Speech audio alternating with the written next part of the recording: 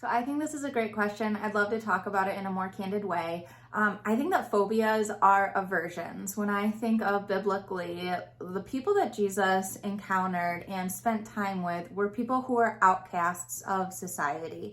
And right now there's this huge push for the LGBTQ community to be accepted and normalized within society.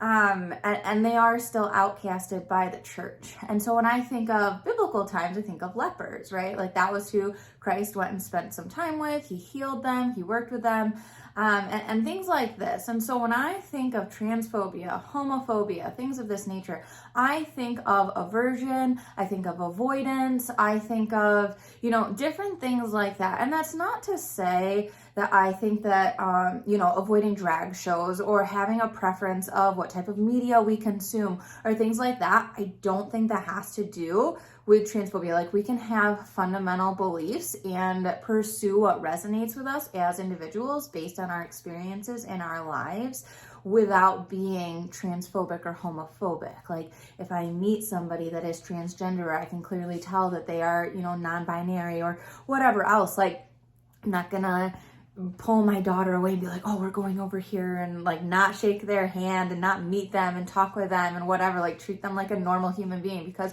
we are all human beings worthy of dignity and respect. And at the same time, this whole series, No Hate Like Christian Love, holding different philosophies than somebody else in the world, disagreement does not mean hate.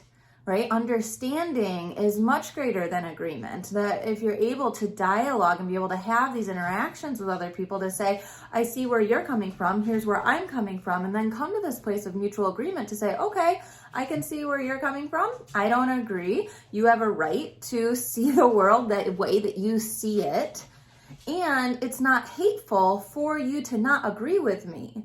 And that I had done a friends only TikTok, not like quite a while ago, that basically said, there was this big push against hate the sin, love the sinner has been really demonized. And I really think that a reason that has been is because people who are outside of the church have lost their way of being able to hate the belief but love the believer. By like separating the person from the fundamental ideology, because at the end of the day, we might not have anything in common other than our humanity. And it's our humanity that, as Catholics, I guess particularly, you could have a different opinion, but as Catholics, we believe that our humanity is intrinsically what gives us that inherent right to dignity and respect. It isn't granted to us by the state, because that means that the state can take it away. It is inherently granted to us by God, by the breath of God being breathed into us, being made in the image of God, being capable of love, and Jesus being the epitome of love. We are called to love the Lord your God with all your mind, soul, strength, and love your neighbor as yourself. And in order to love our neighbor as ourselves, we have to love ourselves as God has created us, which is seeing us ourselves in his image, which is perfect unity with how he intended the world to be created, which is a whole discussion when you start getting into St. Thomas Aquinas and natural law theory, and you look at the classical worldview, and you look at, Aristotle, and these different pieces that end up going into how the philosophical grounding of our belief system, whether we're aware of it or not, whether we are putting mental health or physical health on, higher levels of importance, or if we're able to balance them, which is what the authoritative approach is all about, all of these different pieces. And so I'm excited to be able to share with you next week. There is a transgender individual that I have messaged with a lot on Instagram, and we were finally able to schedule a meeting, and we did a Zoom call, did a little interview. And so it's basically this conversation of what this can look like, what those types of conversations can look like. Where it's like, where can we find our common ground? Where do we disagree? And how can we disagree respectfully? Because disagreement is not disrespect. You can absolutely have fundamental core disagreements with the way that somebody is choosing to live their life, or say, I could not, acknowledge you see the world that way, and there is no way that I could find peace or serenity in that. And it is the way that I live my life. And I think, one of my bigger takeaways from the whole conversation is just, it amazes me how much identity is intrinsically rooted in us. Like, if identity isn't found in Christ, we're finding our identity in something else. There's always something that the human condition, there's something about our human nature that longs for identity, it longs for community, it longs for camaraderie, for agreement, for unity amongst at least somebody, right? We want somebody to just get us. And so when we start talking about like fundamentally being known, fundamentally having that identity, I would say that in the Catholic faith, that's where it is found within God, where we are children of God, where we are created by Him in His image, and that Christ has come to redeem that. He didn't come to abolish suffering, He came to redeem it. And so we're able to take the pieces that we struggle with in this life that are not in accordance with exactly how He intended the world to be created, that we can take those pieces and find peace and stability, identity, all of these pieces within that. And there's a certain level of just like demonstration of how that has brought us peace in our life that is so beautiful in saying, I have my own trauma, Asher has their own trauma, this person has their own trauma, and being able to identify that within ourselves to say, I have my own experiences. I know that it is what has brought me to today and why I have found what I have found my peace within, right? And say, is this sustainable? Is this grounded in, reality? Is it prioritizing both my mental and physical health, and is it prioritizing my spiritual health? Because we are mind, body, spirit beings. And so there are all these different aspects, but when it really comes down to transphobia, homophobia, I see that as more of an aversion of like, oh, this person, it's not even like discomfort. If somebody feels uncomfortable, like, are you still like kind of like pushing through it and trying to like figure out why you feel uncomfortable or anything like that? But I think that, when it comes to protecting children, again, like with drag queens, I'm not the type of person, I share in the interview next week, I'm not the type of person, we're having boy-girl twins. Our son will not be dressed in macho man, I'm so handsome, ladies man type clothing. My girls do not watch Cinderella romantic movies whatsoever. Like, none of these aspects are integrated into their childhood. Yes, they see mom and dad together, but that's because we're their family unit. And again, that's what's going to comprise somebody's individual experiences that brings them to how they view the world when they're adults, how they're viewing the world today, any day in and day out. Our experiences are shaping how we view the world. And it is the family structure that is called to bring that, like, the man and the woman, the bringing together, the children that come forward. Like, there's this pull away right now in society of saying that children have any sense of belonging to their parents, which I think can be detrimental to try to remove that sense of belonging, because obviously they belong to their parents.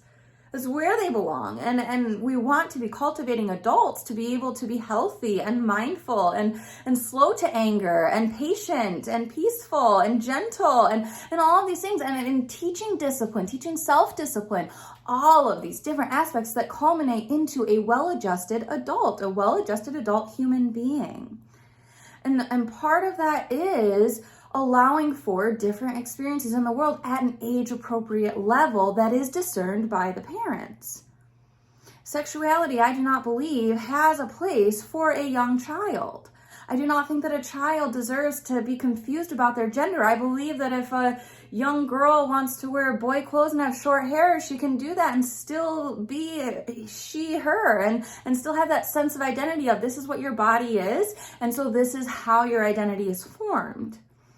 And the same goes for a boy, and teaching these different things that just say, testosterone and estrogen work differently in the body. They cause our bodies to do different things, which is why, a lot of women go through PMS, because estrogen levels are high and progesterone is spiking, and there are all these different hormones that are changing, and men tend to be a little more stable because they have testosterone that just like stays at a pretty even keel, and they don't have as much of an influx in their hormonal levels. And if they do, maybe they're a more feminine man, or maybe it's a more masculine woman. I have higher levels of testosterone than your average woman, but that doesn't make me any less of a woman. It doesn't make me any less female. And so I guess I think that phobias in general are extreme. I think they are severe. When I think of having a fear of heights, right? Like I could never go skydiving. I would avoid it like the plague. And I just like, that's when I think of a phobia, I'm like full aversion, do not go around it, not open to discussion, no, you know?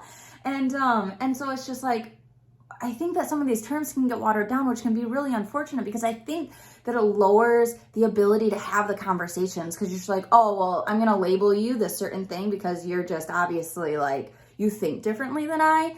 And I think that there's almost like a fear of that in some people, whatever side that they want to argue, that there's like this fear of like, I'm not going to be able to defend what I believe very well, or this fear of I'm not open to discussion about this, or this fear of whatever it might be, the fear that, you know, this person that's speaking about a classical worldview, about the Catholic faith, that they're going to incite violence against these people. Like that's a fear that may be instilled in some people. You know, there's a fear of that some people have that a transgender individual is going to be like the downfall to our society. There's this fear. And when we're living in fear, when you are choosing to live in fear, you are not living in the way of Christ. Because the way of Christ is love. The way of Christ is seeking understanding. It is dialogue. It is looking at similes and metaphors. It's trying to understand the world in different ways, and yet still coming back to this foundation of love, coming back to the 10 Commandments, coming back to morality, a defined sense of morality. And when we abandon the fear, when we allow fear to stop driving our lives, that is when true progress can be made. Because you can't move forward if you're sitting in fear. If skydiving was some essential thing that I needed to overcome, I had to go skydiving for whatever reason, and I had to overcome that fear. If I was living in perpetual fear, how do I get there? How do I overcome it? How can I ever truly do that if I'm just like paralyzed to go into a plane? And then I just do it scared, right? It's kind of like that. How do you not do it nervous? Like, I do it scared. And so there's this level of like, sometimes you have to just face what it is that you're scared of and have those hard conversations. But ultimately, we are called as Catholics to meet people in love and with a willing heart, right? This isn't like a pretend to be a certain way, or we're not putting on a mask or a face or this or that, like truly delving ourselves into the heart of Christ.